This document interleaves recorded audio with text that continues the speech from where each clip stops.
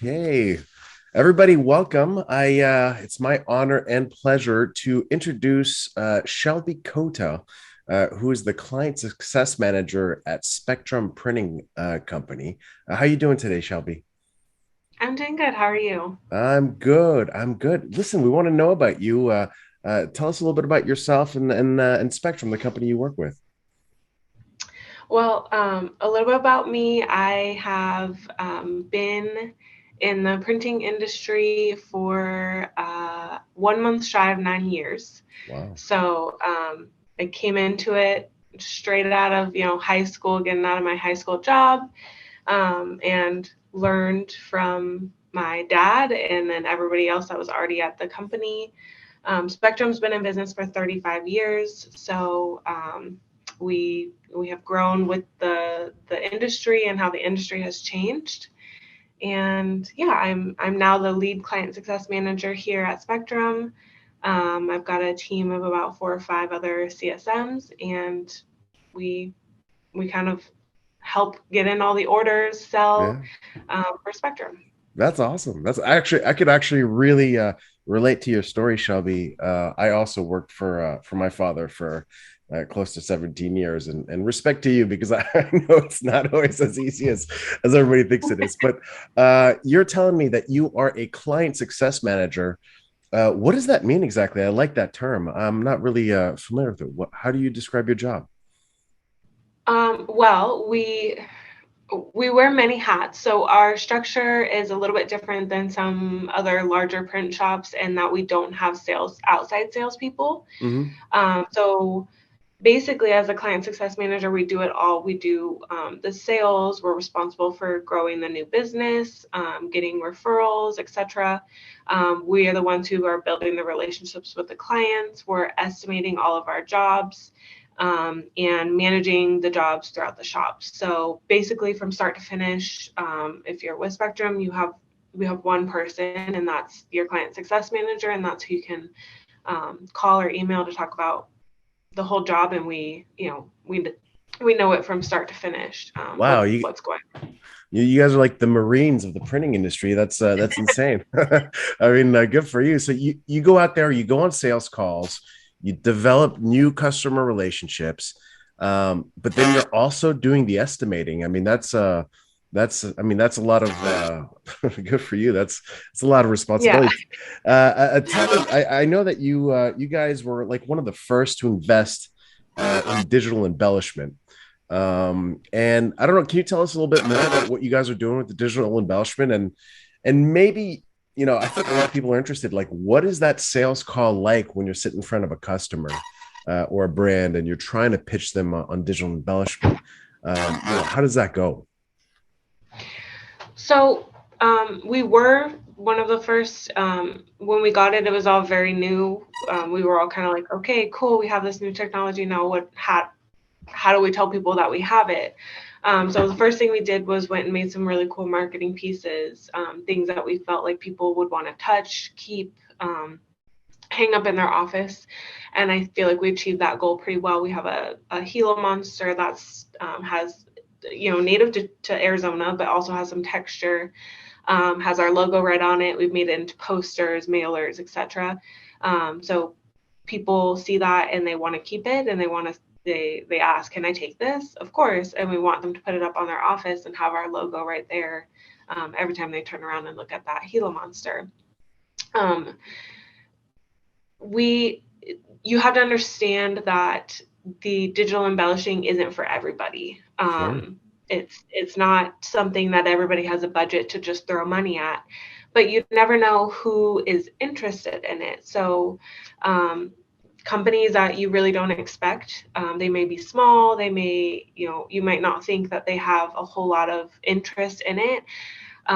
We take our embellished pieces on our every sales call that we do, kind of one of the highlights of samples. It doesn't matter who they are, because you just never know at what point are they going to have an event. Do they have a gala coming up? What You never know what they're going to need. And some of the nonprofits that we work really closely with, nonprofits, they don't have a budget for that on just like a normal basis. But when they're really putting on those high end galas to raise all that fundraising money, putting some digital embellishments on their pieces is one way to spend a little money, make it look a little fancy, but not break a budget, and still kind of wow people when they get that invite. They really feel special. So the biggest thing is really not judging the company before, deciding, oh, I don't think I'm going to take any digital embellished pieces this time. Take it always, because you just never know who is going to be interested in it. Interesting. So it's really it's the luck of the draw, depending on some people are more attracted to it than others, I guess. In that meeting room, you never know what's going to hit. And I think that's what sales is all about. I mean, in my past experience, is just you try to ask the right questions. What are you trying to do? And basically eventually you ask the right question, you get the hot button, and then sometimes it goes through, sometimes it pushes through, sometimes it doesn't. But it's interesting. I mean, do you have any war stories of like success or just torrential fails when trying to push this thing? I mean, well, I mean, I wouldn't say any like fails. One thing that I kind of find is that when people are interested in it, say they have a budget, they might just be starting a new company and they want to put some bling on it. One thing we find is that people don't really know how to properly use it. They just want to throw a big square of UV just right in the center, covering a picture. Luckily, we have somebody here in our marketing team that she does all the spot designs. We call our machine spot, sorry. yeah. All the spot designs for ourselves. And so she can give really good insight to the customers on like, well, maybe not do a big just box of UV, but how about you try, getting them to be creative and understanding that spot UV doesn't have to just be a big box. It can be adding texture to the person's hair, or there's other ways to use it. So I wouldn't even say that's a fail, but just trying to coach people that that Less would is look more. great. Yeah, that would look Yeah. great. But also, what have you thought about doing this? And kind of walking them through how to properly use it. I think that's probably, and I could be wrong, but we're putting together this community pretty soon, so it's going to be pretty evident. But I think like the number one gripe that most digital embellishment users have is that exactly what you just said is I don't know how to design for this stuff. I think a big giant square is going to do the trick. I don't understand that sometimes less is more. I've seen people, there's a portrait of a guy and he's wearing glasses and he's going to do like the whole, silhouette of the person in like a 3D varnish instead of just doing the rims of the glasses, for example. Just that small little subtle touch makes such a difference and uses so much less varnish too. So, I mean, it's much more cost effective to run.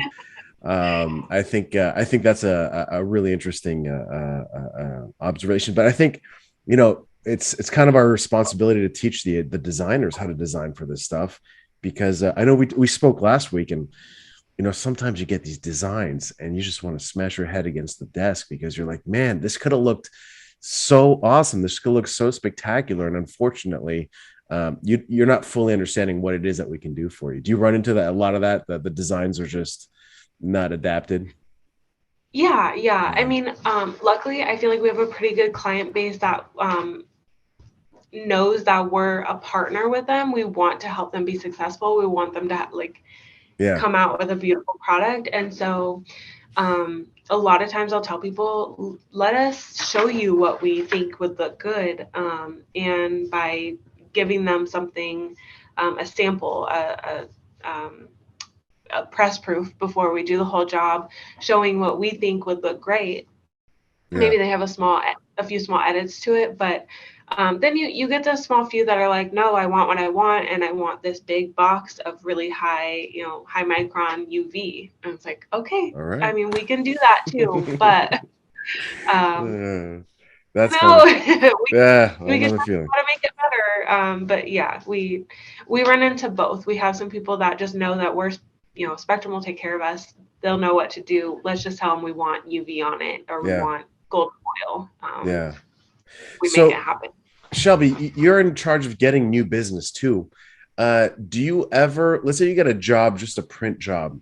Do you guys ever just run some varnish and foil on top of it without the customer asking and like sending him a copy just to see, what the reactions are? Is that like an upselling tactic that you guys have tried in the past or not really?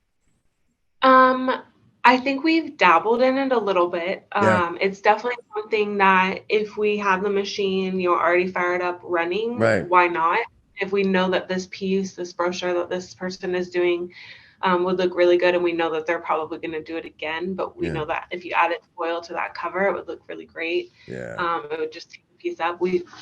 It's a great thing to do if you've already got the machine up and running, or just saving some the pieces to the side to say, hey, next time we get the machine up, let's try this, and this on these three pieces. So Yeah. uh, we don't do that too often, but it's an amazing idea because it gives you an excuse to go see the client, Right. get in front of them again, Yeah. and then also say, hey, did you know this is what we can make this piece also look like if you give Yeah. it a little bit more. Yeah. That's Or that's even funny. for mailings, we've talked to customers to you don't have to do the whole mail list. Take your top 5% people, your top donors, your top customer base, do something special for them, and then do the rest of the list in just regular printing, Mm. and to really make those people stand out from the crowd, and feel Segmentation. special.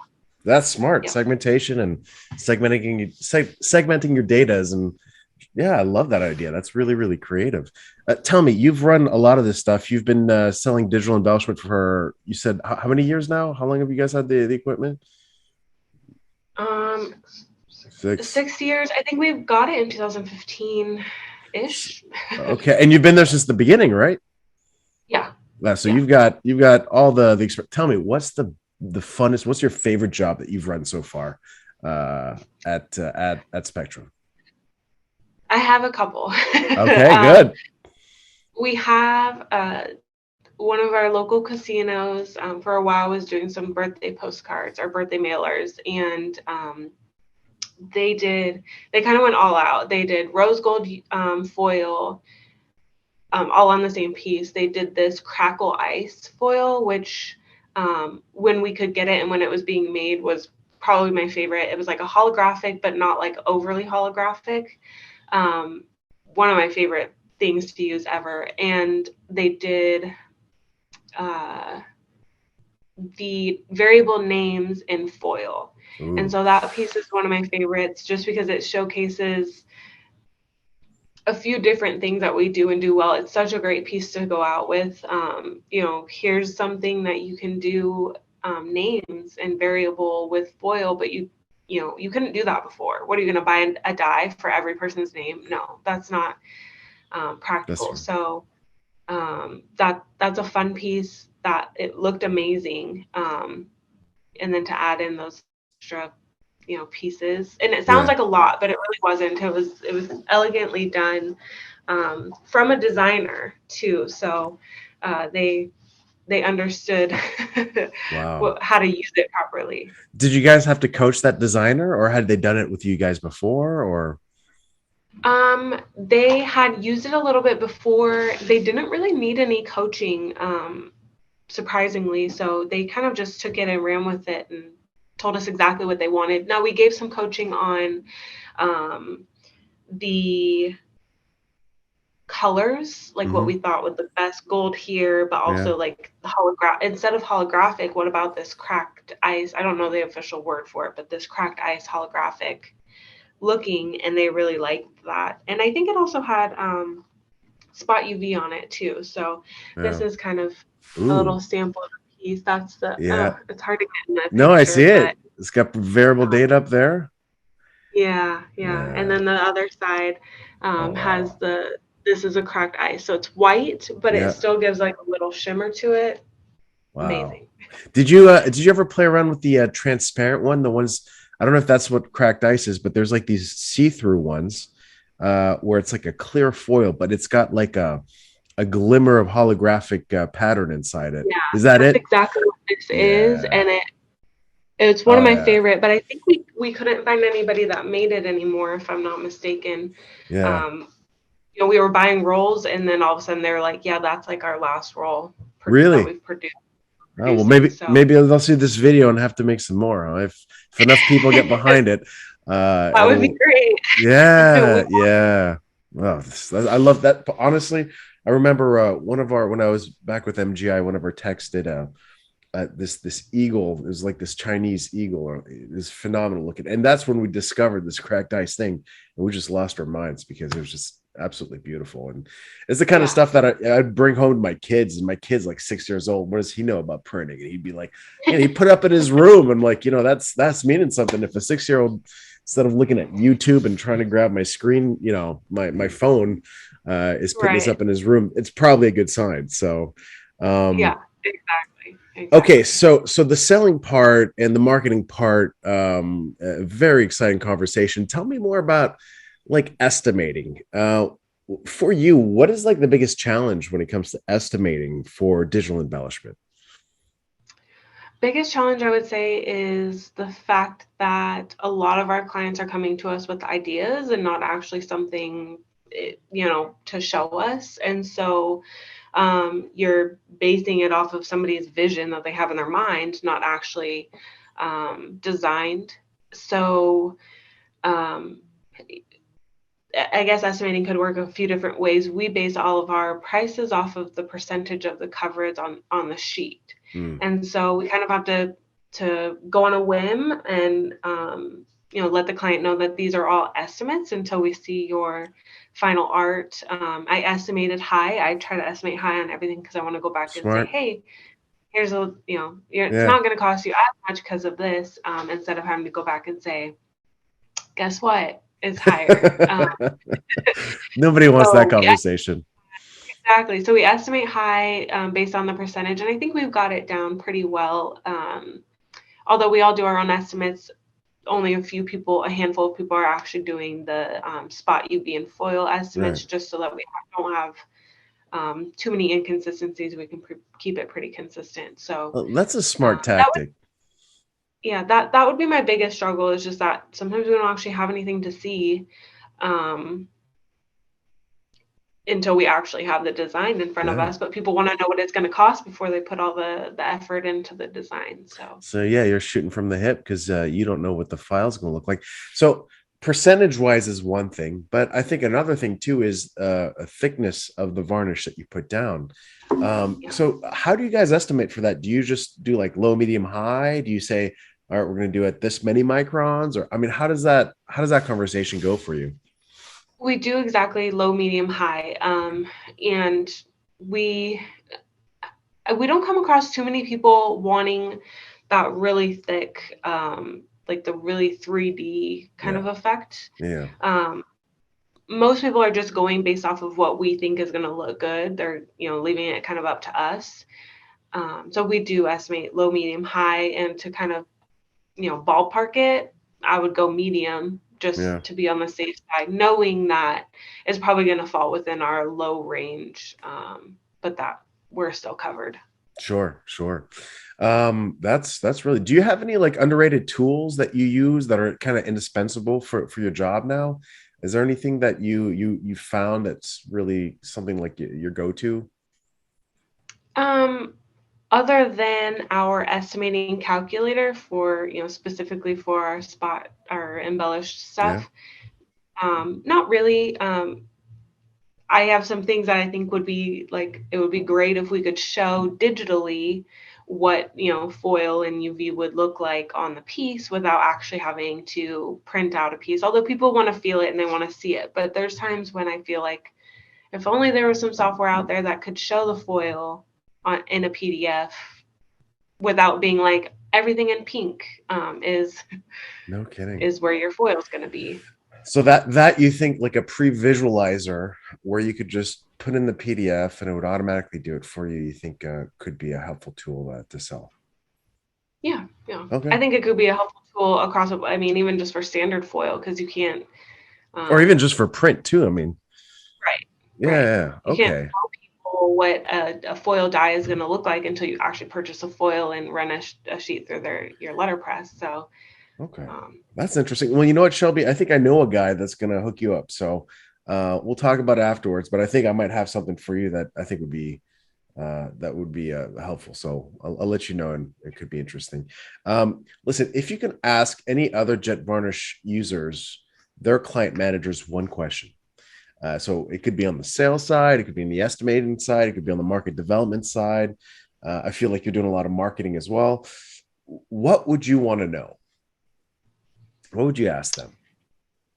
I guess I would want to know what their key market for digital embellishment is. Like what, we have our clients that we know are pretty consistent using it. What is your client base that you're pretty consistent? Is it the dispensary industry like we were talking about Oh last yeah, last week? I mean, what is that market that you really can sell this easily in? That's kind of for what I sure, would like to know. for sure. So the verticals I think is an important one, and obviously some verticals lend itself to this kind of work. Very very good. Um, okay, so Shelby, a couple of last questions for you. Um, you're kind of like the first interview we're doing on this community, this JETvarnish community. Um, what do you think would make a successful community in the digital embellishment world? Like, what would make you go onto the website, or make you engage with the other users on a regular basis? I would just say that, a community of people who are open about what their struggles are, what your successes are, um, just being completely open and not, being too guarded. We want to know what kind of tips and tricks you guys use for, I don't know, anything about the machine, or Yeah. um, you found this brand of foil works the best and you don't have to ship it from China, or, just sharing helpful things like that they've found helpful, and then also participating in what we found helpful, and what brand we think is the best kind of foil for this, or just sharing helpful ideas with each other. Well, listen, Shelby, I wanted to thank you so much for spending some time with us today. Is there anything else, any parting words that you'd like to tell the community as we start putting this thing together? No, I No? don't. I think it can be exciting, so I'm looking forward to what you create. Yeah, well, I'm looking forward to seeing what you create. Don't hesitate to share that stuff on social media. You guys are doing phenomenal work when you can, and I know, like that's one of the challenges is that you can't always share what you do because it's not technically yours, right? The customer might get mad, Right. but I got to tell you, man, some of these pictures that are showing itself on social media is just absolutely mind-boggling. The work that's being done. So keep up the great Oh, work, yeah. Shelby. Thank you very much for your time. Thank you, Spectrum, for being such an early adopter in the digital embellishment game. And we look forward to exchanging with you in the JETForce community. Absolutely. Um, Same. Thanks again for listening to this episode of JETForce Chats. We look forward to catching up with you next time.